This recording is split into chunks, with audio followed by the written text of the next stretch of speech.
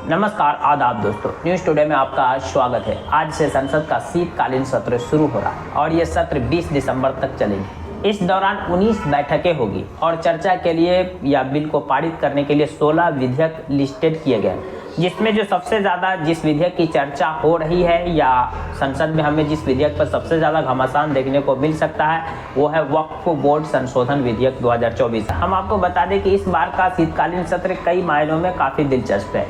पहली बार गांधी परिवार से 3 लोग संसद में एक साथ दिखेंगे। पहली बार प्रियंका गांधी संसद में नजर आएगी। लोकसभा में राहुल गांधी और प्रियंका गांधी पहली बार एक साथ दिखेंगे, तो वहीं राज्यसभा में उनकी मां सोनिया गांधी रहेगी। यानी गांधी परिवार से पहली बार 3 लोग एक साथ हमें संसद में देखने को मिल सकते हैं। शीतकालीन सत्र से एक दिन पहले सरकार की ओर से सर्वदलीय बैठक बुलाया गया। इस बैठक की अध्यक्षता राजनाथ सिंह ने की।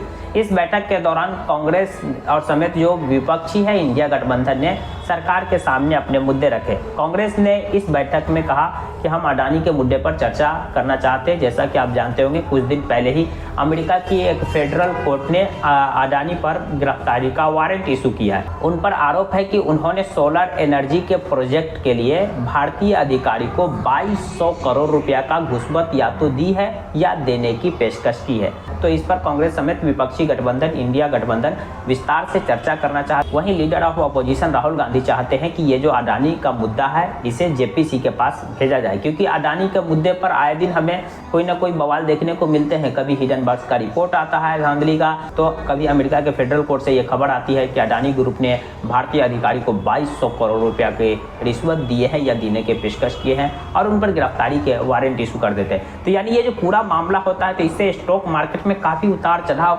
चढ़ाव देखने को मिलता है और इसका अंततः नुकसान आम जनता को होता है, क्योंकि आम जनता के पैसे उनमें लगे होते हैं। तो इस पर राहुल गांधी यानी लीडर ऑफ अपोजिशन चाहते हैं कि विस्तार से चर्चा हो।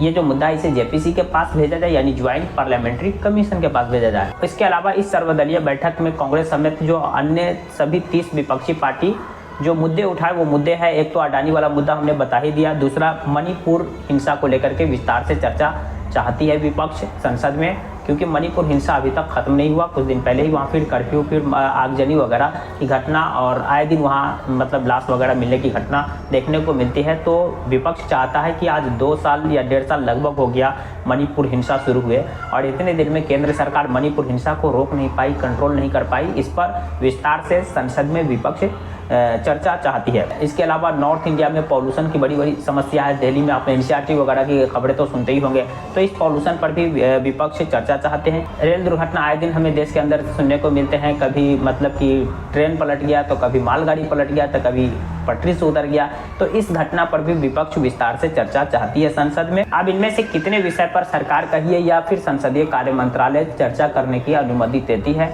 अगर विपक्ष को इन मुद्दों पर चर्चा करने की अनुमति सरकार या यूँ कहिए कि केंद्रीय संसदीय मंत्रालय जो है वो अगर अनुमति नहीं देगी तो विपक्ष हंगामा करेंगे ही। विपक्ष मतलब कि जो हमें भारतीय संसद में अक्सर देखने को मिलते हैं, पोस्टर, बैरिकेडिंग, नारेबाजी, मतलब संसद की कार्रवाई को स्थगित कर देना, तो ये सब फिर देखने को मिलेंगे। अगर सरकार या यूँ कहिए कि संसद कार्य मंत्रालय इन विषयों पर चर्चा करने के लिए अनुमति देती है तो फिर विपक्ष कह रही है कि हम सरकार के साथ कोऑर्डिनेट करेंगे, मतलब किसी भी तरह से माहौल खराब करने की कोशिश नहीं करेंगे। वही प्रधानमंत्री नरेंद्र मोदी ने भी आज संसदीय कार्रवाई शुरू होने से पहले कहा कि कुछ मुट्ठी भर लोग संसद की कार्रवाई में स्थगित करते हैं, अपने हाथ में कंट्रोल करने की कोशिश करते हैं। हम सभी से आशा करते हैं कि सब कार्रवाई को सुनिश्चित ढंग से चलने दें।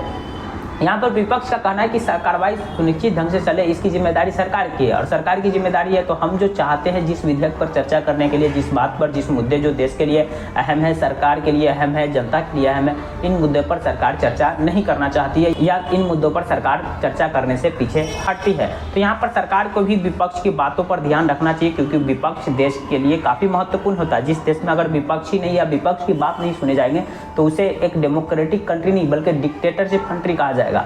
तो यहाँ पर सरकार को भी इन बात का ध्यान रखना चाहिए कि अगर हमें संसद की कार्रवाई सुचारू ढंग से चला ली है तो विपक्ष की भी जो मांग है कि हमें इन मुद्दों पर चर्चा होना चाहिए, तो उन मुद्दों पर चर्चा करने के लिए उन्हें समय देना चाहिए। शीतकालीन सत्र के लिए जो 16 विधेयक प्रस्तावित किए गए हैं, इनमें जो प्रमुख विधेयक है वो वक्फ संशोधन विधेयक 2024। इसके बारे में हम पहले ही कह चुके हैं कि ये वो विधेयक है जिस पर सबकी नजर रहेगी, क्योंकि इस पर बवाल मचा हुआ है और बवाल हमें संसद में काफी ज्यादा देखने को मिल सकता है। लेकिन अभी इस विधेयक पर जेपीसी की रिपोर्ट का इंतजार है। संसद के के पहले सप्ताह के आखिरी दिन जेपीसी रिपोर्ट सबमिट कर सकती है। हालांकि विपक्ष चाहती है कि जेपीसी को और समय दिया जाए, लेकिन अभी इस पर मतलब कि जो संसद कार्य मंत्रालय है उन्होंने कोई फैसला नहीं लिया कि उन्हें और भी समय दिया जाए। तो यानी अनुमान है कि संसद के पहले सप्ताह के आखिरी दिन जेपीसी अपनी रिपोर्ट सबमिट करेगी और जब रिपोर्ट सबमिट हो जाएगा उसके बाद संसद में इस पर चर्चा होगी और फिर ये विधेयक पारित होता है नहीं होता है, कौन किसके साथ जाएगा, सरकार के साथ कौन पार्टी जाएंगे, विपक्षी के साथ कौन पार्टी आएंगे, ये देखना दिलचस्प होगा। इस पर तो पूरे देश की नज़र बनी ही रहेगी, हमारी भी नज़र बनी रहेगी। हम आप लोगों के लिए इस पर विस्तार से वीडियो लेकर आया करते रहेंगे। दूसरे अन्य जो महत्वपूर्ण विधेयक इस संसद शीतकालीन में पेश किए जाएंगे वो है पंजाब कोर्ट संशोधन विधेयक, इसके अलावा मर्चेंट शिपिंग बिल संशोधन विधेयक, कोस्टल शिपिंग बिल, भारतीय पोर्ट्स बिल और 2024 के लिए सप्लीमेंट्री डिमांड्स एंड गुड्स शामिल किए जाएंगे। तो ये वो महत्वपूर्ण विधेयक है जो संसद में पेश किए जाएंगे। लेकिन इन सभी विधेयक में सबसे ज़्यादा हमें किसी विधेयक पर हंगामा या चर्चा या हमें माहौल गर्माता दिखेगा तो वो हमको लगता है कि वक्फ संशोधन विधेयक 2024। इसके अलावा अभी जो हालिया विधानसभा चुनाव हुए और चुनाव के जो रिजल्ट आए तो इस रिजल्ट का इम्पैक्ट भी संसद की कार्रवाई में देखने को मिल सकता है। यानी कि भाजपा फिर एक बार मतलब कि संसद में अपना दमखम दिखाने की कोशिश करेगी। जो लोकसभा चुनाव के बाद जो भाजपा की ग्राफ गिरे थे और विपक्ष एकजुट होकर के संसद की कार्रवाई में मतलब भाजपा को एक तौर से सरकार को बैकफुट पर ला दी थी, तो यहाँ पर फिर जो सरकार है वो फ्रंट फुट से लीड करती दिखेगी और कहीं हो सकता है विपक्ष बैकफुट से लीड करे। देखना दिलचस्प होगा कि संसद की कार्रवाई इस बार कैसी चलती है, बजट सत्र जैसा या मानसून सत्र जैसा या फिर इस बार अलग ढंग से चलती है, इसका सभी को इंतजार है। जानकारी पसंद आई तो प्लीज़ वीडियो को लाइक कर दीजिए, चैनल को सब्सक्राइब कर दीजिए। Thank you for watching.